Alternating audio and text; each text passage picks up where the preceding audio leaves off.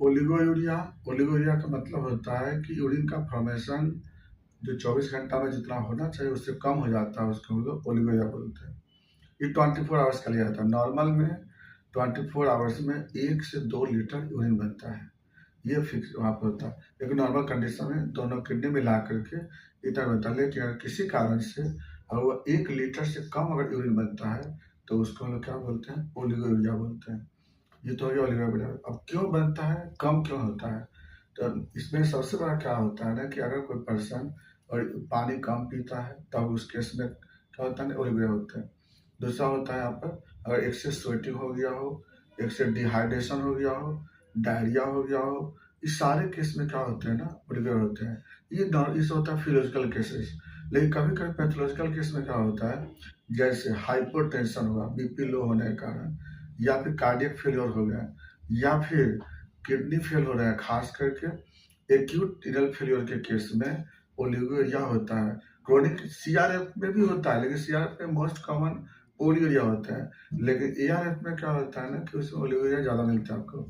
तो किडनी का कोई डिसऑर्डर हो गया, वहाँ भी आपको ऐसा हो सकता है, चाहे पॉलीसिस्टिक किडनी है, हाइड्रोनेफ्रोसिस है, या पाइलोनेफ्राइटिस है, एक एट्रोफी ऑफ किडनी हो चुका है।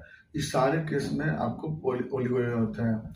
रीनल आर्टरी थ्रोम्बोसिस है, या किडनी में एमाइलोइडोसिस हो जाता है। इस सारे केस में क्या होते हैं, यूरिन का फॉर्मेशन घट जाते हैं। अब इसकी वजह से क्या होगा, यूरिन कम बनेंगे तो क्या हो सकते हैं, अब इसकी वजह से क्या होगा कि बॉडी में वेस्ट प्रोडक्ट का अमाउंट बढ़ेगा, यूरिया, क्रिएटिनिन, यूरिक एसिड, या फिर इसका अमाउंट बढ़ेगा इस बॉडी में। अब इसके कारण अब उसका इफेक्ट अलग होगा वेस्ट प्रोडक्ट बढ़ने के कारण, क्योंकि नाइट्रोजनस वेस्ट प्रोडक्ट हमारे बॉडी के लिए हार्मफुल होते हैं। यूरिया है वो भी आपको बॉडी में डेवलप करेगा, क्रिएटिनिन है उसके कारण आपको कार्डियक इफेक्ट होने लगेंगे, यूरिक एसिड बढ़ेंगे तो आपको जॉइंट मसल में प्रॉब्लम करेगा।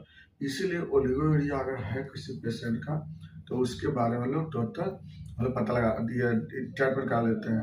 अब इसकी पहचान क्या है, अगर बाय द वे कोई पर्सन अगर 24 घंटा में अगर 6 बार से कम अगर यूरिनेशन जाता है तो इसका मतलब ओलिगोयूरिया हो गया है उसको। 6 बार से कम, या 2 बार जा रहा है कोई पेशेंट पेशाब के लिए, 3 बार जा रहा है तो इसका मतलब ओलिगोयूरिया। नॉर्मल में क्या होती है, 6 से लेकर 12 बार यूरिनेशन होती है। अब इसके लिए हम लोग क्या करते हैं, फिर अलग डायग्नोसिस करते हैं, अल्ट्रासोनोग्राफी करा के देख सकते हैं, किडनी फंक्शन टेस्ट करा के देखते हैं, है ना।